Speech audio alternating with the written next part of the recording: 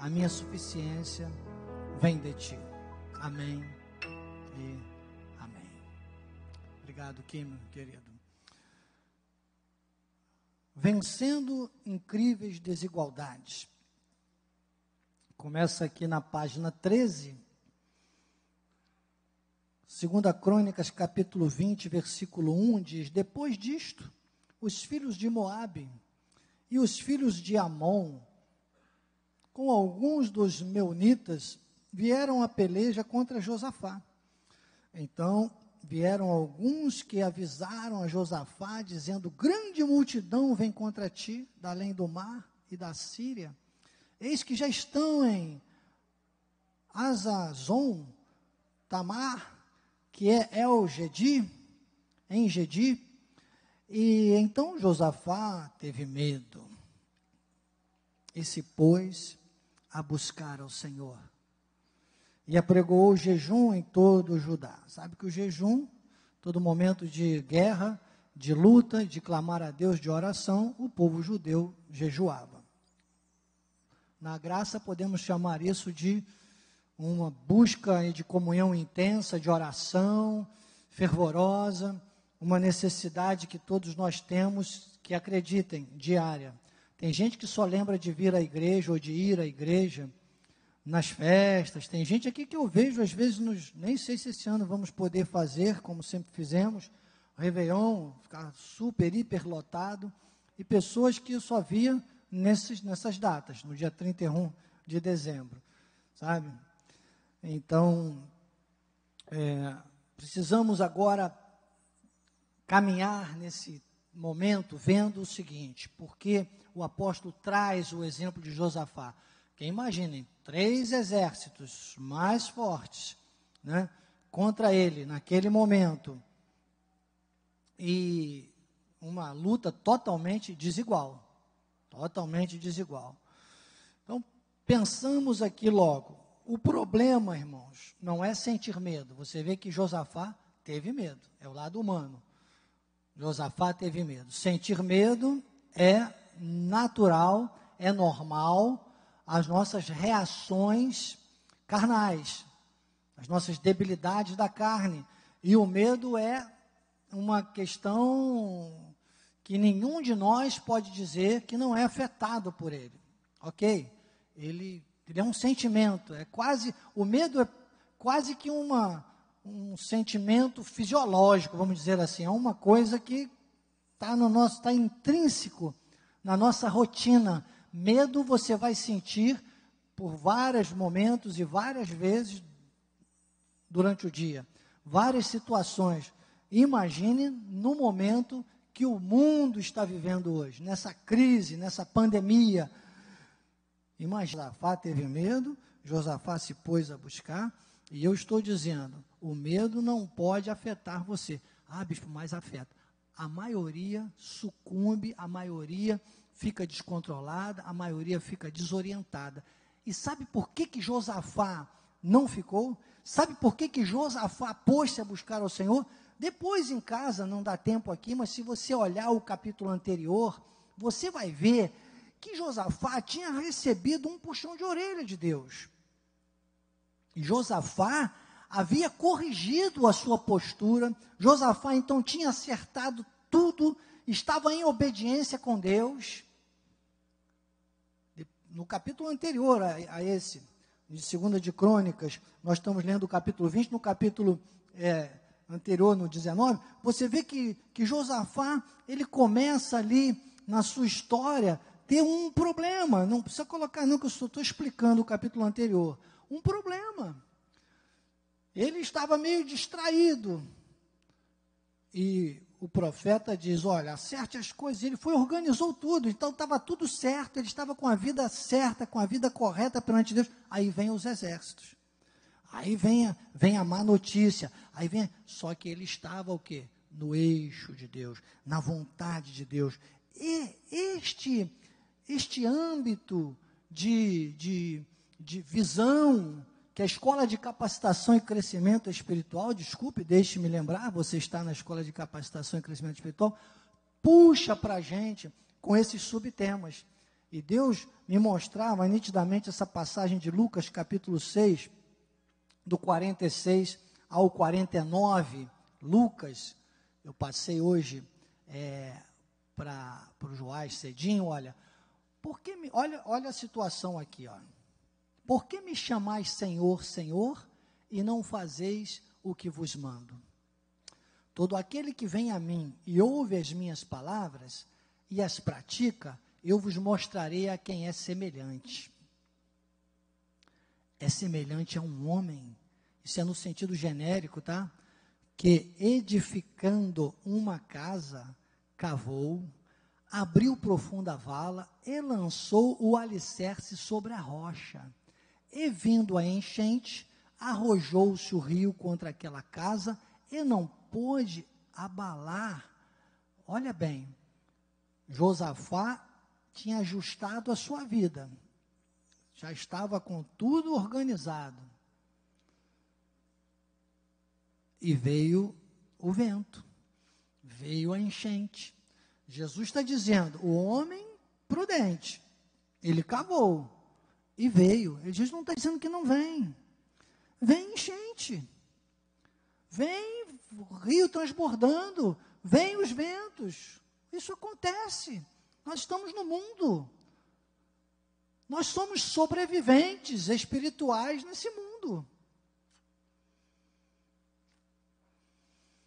Só que ele diz, não pôde abalar por ter sido bem construída. Mas o que ouve e não pratica é semelhante a um homem que edificou uma casa sobre a terra, sem alicerces, e arrojando-se o rio contra ela, logo desabou, e aconteceu que foi grande a ruína. Então, Jesus está nitidamente dizendo, para ter o que Deus pode, precisa fazer o que Deus quer. Então, ali, no texto base, quando diz que Josafá pôs-se a buscar ao Senhor, mesmo que sentiu medo, nós vamos sentir medo igual ao que não pratica, mas nós temos o escape, nós temos a âncora, nós temos a segurança, nós temos a visão. O apóstolo Miguel Ângelo sempre diz, quem tem visão, tem provisão. Mas se você deixar levar pela carne, é grande a ruína, é grande a ruína.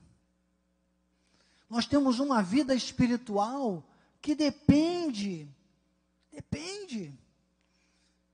de alicerces, de dar trabalho, irmãos. Não é vir à igreja uma vez por ano, não é, olha, 1 Pedro, não precisa colocar não, tá, filhinha, que eu não te passei mesmo, mas 1 Pedro 2,5 diz, nós somos casa espiritual.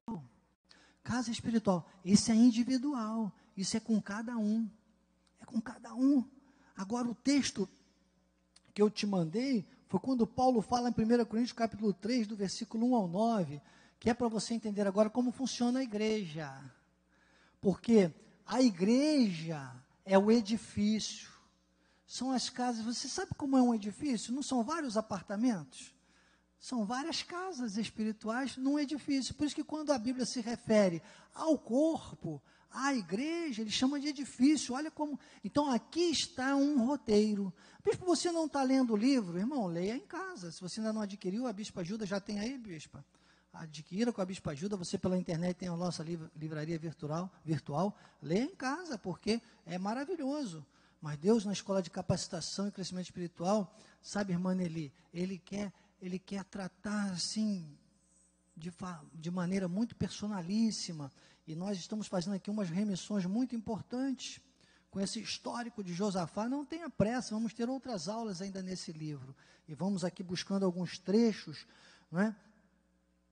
E você agora vai, comigo, entender que o apóstolo fala nesse contexto sobre essas questões da pessoa, sabe, quando chega um momento de crise, de dificuldade, às vezes a primeira coisa que a pessoa faz é correr da igreja, é arrumar defeito na igreja. Eu poderia, irmão, se eu quisesse, é que eu não quero ficar falando toda hora de mim, mas aí o Espírito diz, fala um pouquinho. Mas se eu fosse, você imaginou, se eu fosse aqui me ofender com tantas questões, tantas coisas que já aconteceram, eu estou há quase 30 anos, graças a Deus, nesse culto, na escola de capacitação e crescimento espiritual. Glórias a Deus. Agora, tem uma rota a seguir, tem um roteiro. Está aqui, olha. Paulo fala aos Coríntios, no capítulo 3, do versículo 1 ao 9, ele diz: eu, porém, irmãos, ele começa dizendo para a igreja dos Coríntios assim: eu não vos pude falar como espirituais, e sim como a carnais, como crianças em Cristo. Leite vos dei de beber, nem vos dei alimento sólido, porque ainda não podias suportá-lo, e nem ainda agora podeis, porque ainda sois carnais. Você viu domingo o apóstolo se referindo a algumas situações aqui, às vezes o nosso ministério dizendo: olha, tem coisas que não gostaria de saber, mas ainda acontecem, existem no nosso meio, irmãos. Sabe, pessoas que estão dentro dessa versão aí. Nem agora podeis, porque sois ainda carnais, ou seja, se ficar na carne, meu irmão, é grande a ruína. Porquanto havendo entre vós, aí olha só o problema, que se liga aos problemas. O diabo manda problemas, e você deixa dar vazão. Ele diz: olha, havendo entre vós ciúmes, contendas, não é assim que sois carnais? E andais segundo o homem? Quando, pois, alguém diz: eu sou de Paulo, outro eu de Apolo, não é evidente que andais... Olha, irmãos, eu vou dizer, nós estamos aqui num momento que o mundo está atravessando de pandemia. Graças a Deus, já vejo muitas pessoas que não vinham porque trabalhavam, e só não vinham porque trabalhavam, estão aqui. Mas tem muitas outras agora que continuam fazendo a mesma coisa. Muita gente que encontrava comigo aí no corredor, e dizia: ai, o dia que eu puder... Mentira, não falasse nada. Lembra que teve um culto aí que o apóstolo falou: é melhor, para votar, é melhor não votar, né, do que votar e não cumprir. Irmãos, mas dizia: um dia, está aí, ó, não tem, a maioria está home office, a maioria não está, está até em casa essa hora assistindo Ana Maria Braga. Irmão, desculpe, quem assiste nem sei se ainda existe isso, mas deve estar lá no Viva procurando, porque lá tem um outro canal que bota, assistindo, irmãos. Eu já disse aqui, irmãos, ela ficava horas ensinando a fazer uma galinha no fogo. Eu ensino você a fazer uma galinha em 10 minutos. Você pega um ovo, água na leiteira até aqui assim, deixa fervendo, coloca o ovo lá dentro, daí 10 minutos, uma pitadinha de sal, você tem uma galinha inteira, cheia de proteínas. Entende? Sem ter que fazer mais nada, é só um ovo cozido, irmão. Não é uma galinha inteira aquilo ali? Então, aprendeu. Aqui também é culinárias do bispo Daniel. Mas tem gente que, sei lá, vai lá, é um culto, sabe, é o bispo Daniel. Domingo quem é? Sabe que às vezes tem gente que manda mensagem para mim perguntando: quem é domingo? Quem é quarta-feira? Oh, meu irmão, quem é? É o altar da graça de Deus. Seja quem for, está sobre este altar, seja aqui na capela, seja ali na nossa catedral, maior é alguém para reproduzir a graça de Deus, o chamado apostólico e profético, e edificar o corpo de Cristo, o edifício. Aí Paulo diz assim: é evidente, se você fica... Porque tinha uma preferência, eles ficavam discutindo isso, é Paulo, é Apolo. Ele diz: não é evidente que andais segundo os homens? Isso é casa sobre a rocha? É por isso que você vê pessoas, às vezes até no nosso meio, desculpe, desgraçadas. Quem não é engraçado, é desgraçado, né? Tem que estar engraçado, por isso que eu sou engraçado. Faço você rir aqui. Ele diz: é evidente, o versículo 5, quem é Apolo, quem é Paulo? Servos por meio de quem crestes, e isto conforme o Senhor concedeu a cada um. Então, cada um, casa espiritual, vamos lá. Eu plantei, Apolo regou, mas o crescimento veio de Deus. De modo que nem o que planta é alguma coisa, nem o que rega, mas... Tem gente por aí que chama até pessoas de subalterno aqui no ministério, irmão. Nós vamos quebrar isso no nosso meio, não tem ninguém subalterno, é menor. Se o apóstolo Miguel Ângelo não se dirige assim a ninguém, respeita todo mundo, ele diz, eu sou menor de todos os santos. Sabe, ninguém, mas é Deus que dá o crescimento, é Deus. Ora, o que planta e o que rega são um, e cada um receberá o seu galardão, meu amado. Faça o que você tem que fazer melhor para Deus.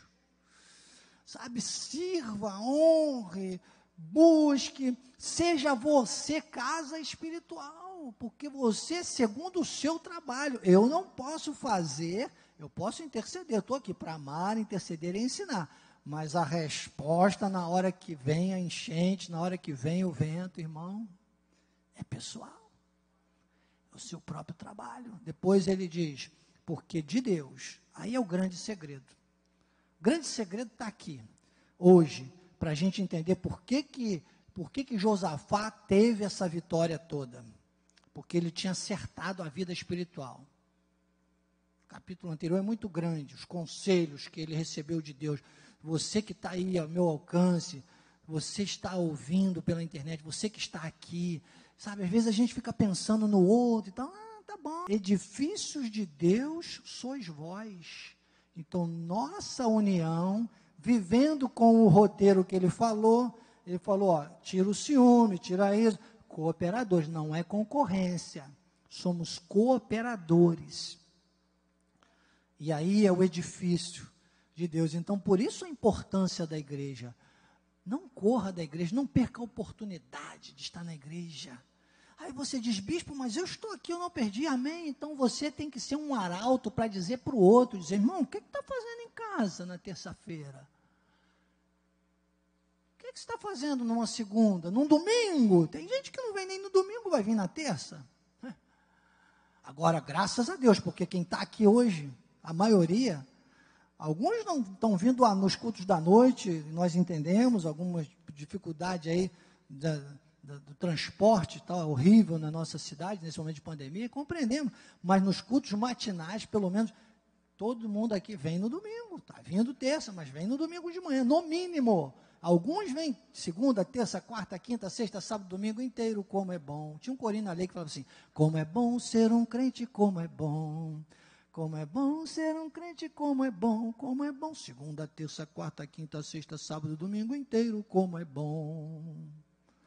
Sabe que tem gente que pensa que é para ser crente só é de sexta das 6 horas da tarde até sábado, 6 horas da tarde, que é o dia do Senhor. Eles consagram, tem gente, tem crente que muda isso para o domingo e pensa que é só domingo que é para ser crente, que aí consagra o domingo e diz, domingo é dia do Senhor. É porque nós estamos aqui vivendo a sociedade, o dia de descanso mundial passou para o domingo, e muitas coisas eu poderia falar para você sobre isso aí, mas o que eu quero dizer é o seguinte, consagre a tua vida ao Senhor, e todos os teus dias serão santos, todos os teus dias serão consagrados ao Senhor, e quando você puder vir até numa terça-feira, você vai fazer isso e vai ver.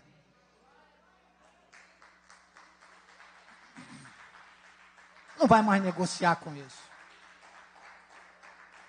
Você está puxando sardinha para sua... Claro, eu gosto de sardinha. Né, Ana? Eu gosto de sardinha. A Ana está aqui sentadinha hoje. Eu adoro sardinha. Todos os dias, irmão. Todos os dias. Mas terça-feira eu estou puxando aqui, porque, estou falando.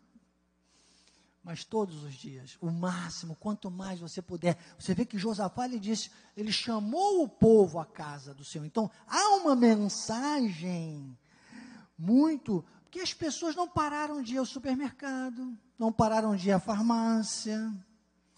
Os do mundo não pararam de ir aos bailes funk, aos shows, à cervejada, à beira da praia. O apóstolo estava contando que um dia desse aí conseguiu ver um pôr do sol, que chegou lá,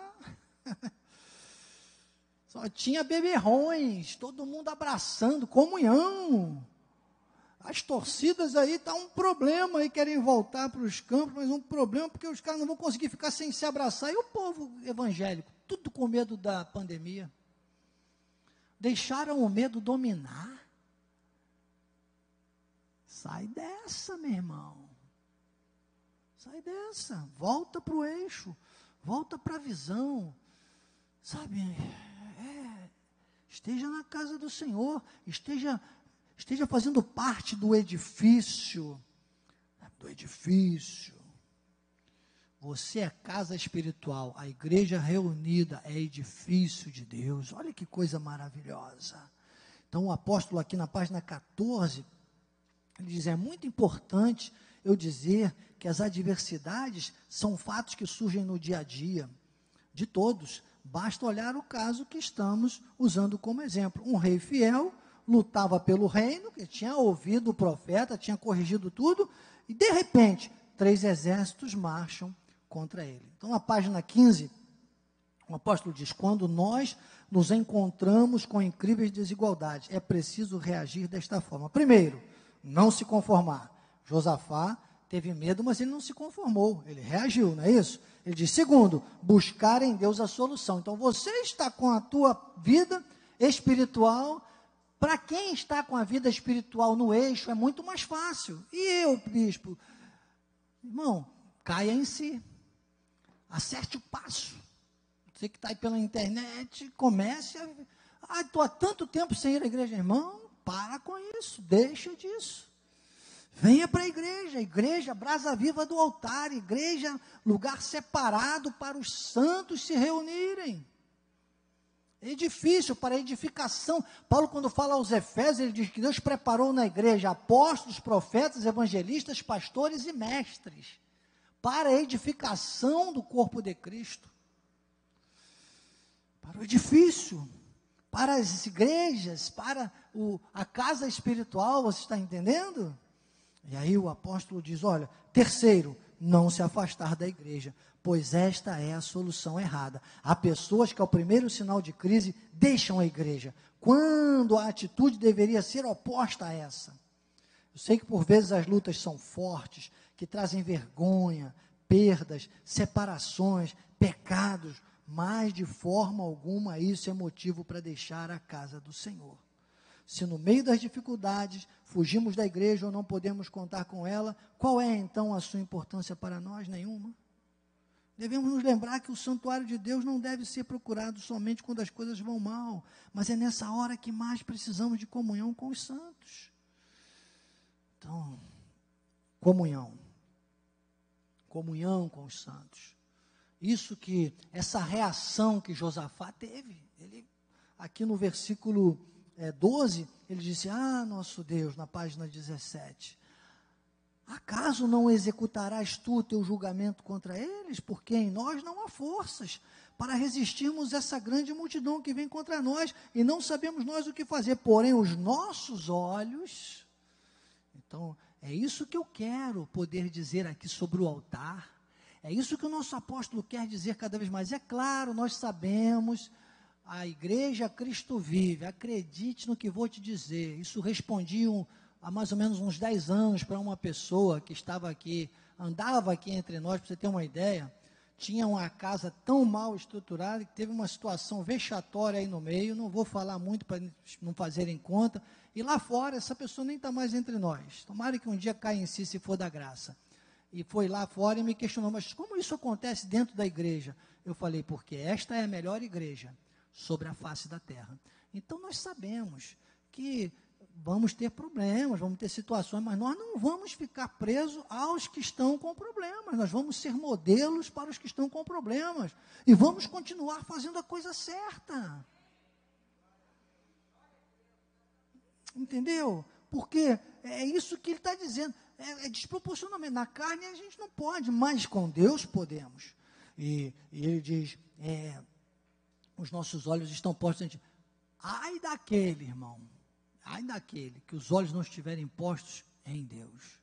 Em Deus. Imagina, se eu fosse me deixar colocar os olhos em qualquer outra coisa, eu acharia que tudo era uma perseguição, que tudo era conspiração. No momento desse, é porque está na terça-feira, soltou a placa do teto porque foi no culto de terça-feira. Não, já, imagine, quando eu estava começando, às vezes eu pensava isso, já aconteceu, hoje não, hoje estou totalmente, graças a Deus, vacinado com isso. Eu sou grato a Deus por todos que trabalham. Irmãos, uma coisa que eu tenho buscado, outra coisa que eu quero te falar, procure se transferir para o lugar e a situação da pessoa. para você tentar aceitar e aprovar e perdoar mais tem coisas que não dá para negociar não, tá?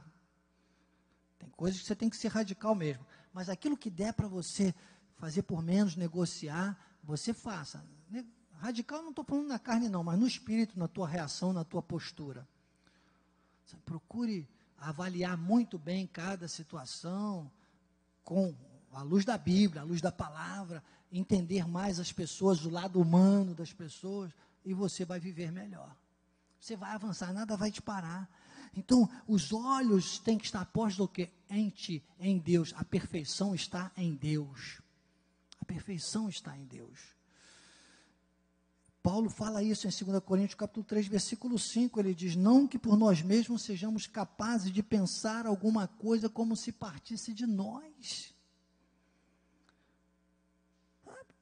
Não somos capazes, pelo contrário, a nossa suficiência, ou seja, o nosso eixo, a resposta, a nossa saída, na hora que a gente tem uma coisa ou outra que a gente, poxa, não tenho saída para isso, tem, irmãos, mas ela vem do Senhor, é a vontade do Senhor.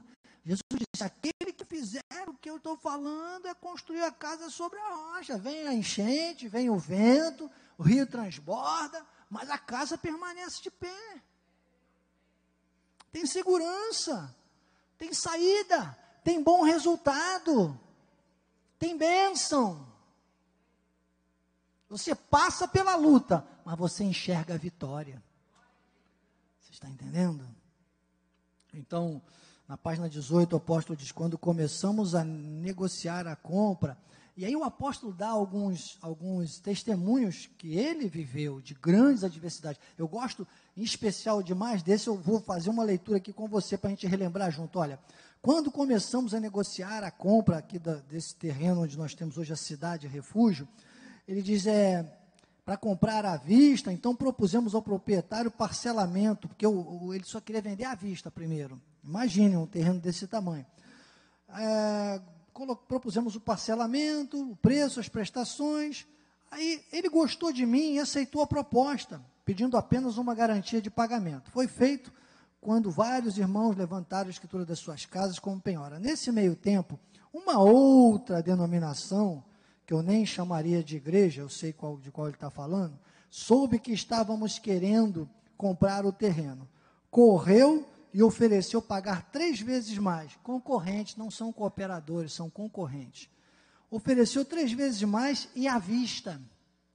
Ficamos olha que primeiro o homem queria vender, era à vista. O apóstolo conseguiu falar com ele, vai parcelado, vamos lá.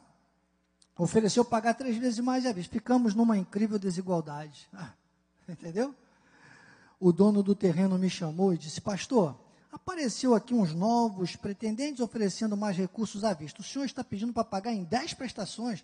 Vou perder dinheiro. Mas alguma coisa me diz, sabe que é essa alguma coisa? É que é o homem prudente, o homem que está agindo com os olhos em Deus.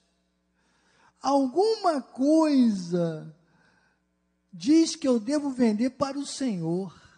E aí o apóstolo completa, era Deus agindo, era Deus agindo. E aí ele vai trazendo aqui outros, depois vale a pena você ler, outros grandes exércitos, grandes desafios, grandes rios, grandes ventos, e aqui está a casa,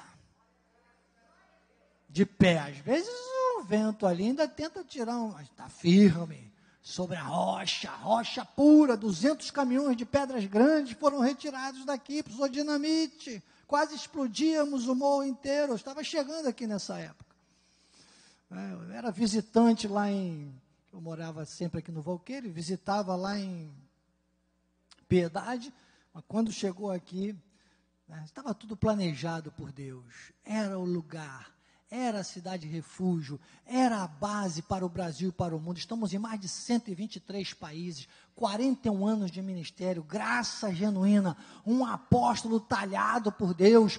Ah, mas as desigualdades são sempre muito grandes, mas todas foram vencidas até hoje. Haverão desigualdades maiores, todas serão vencidas, de eternidade a eternidade, de eternidade a eternidade, de eternidade a eternidade, vencendo incríveis desigualdades. Assim seja, assim disse o Espírito da graça. Glórias a Deus. Chacamantanai. Olhos em Deus. Você não foi colocado aqui nesse ministério para ser mais uma vítima apenas. Como todos, as pessoas gostam de ser vítimas, as pessoas procuram nos problemas a solução, irmão. Não seja mais uma vítima dessa crise. Não seja mais uma vítima dessa mentira do mundo. O mundo só tem mentira e desgraça.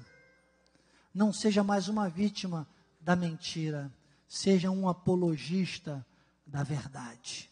Não seja mais um na estatística da crise. Seja um protagonista da vitória. Olhos postos no Senhor. Deus maravilhoso. Deus maravilhoso. Obrigado, Senhor, porque mesmo em meio a incríveis desigualdades, Josafá venceu aqueles exércitos. Josafá teve grandes despojos. É depois da dificuldade que se recolhem os despojos. Quanto mais incríveis forem as desigualdades, maiores e melhores serão os nossos despojos. Hoje estamos aqui para o Brasil e para o mundo. Aqueles que quiserem beber desta fonte, da graça genuína, verão que a mão do Senhor fez isso. Vamos avançar, Pai, avançar, avançar e avançar. Somos uma geração de conquistadores, mais do que vencedores. Que a tua graça, o teu amor e as doces consolações do teu Espírito Santo, Pai, se manifestem, não só hoje, mas eternamente. E aqueles que estão com os olhos postos no Senhor, que a sua casa espiritual está edificada sobre a rocha, e é um cooperador do edifício, da lavoura de Deus, do edifício do corpo de Cristo, da igreja de Deus sobre a terra. Diga amém, amém e amém. Graças a Deus. Sou o bispo Daniel Anecleto. Bem-haja a todos, graça e paz.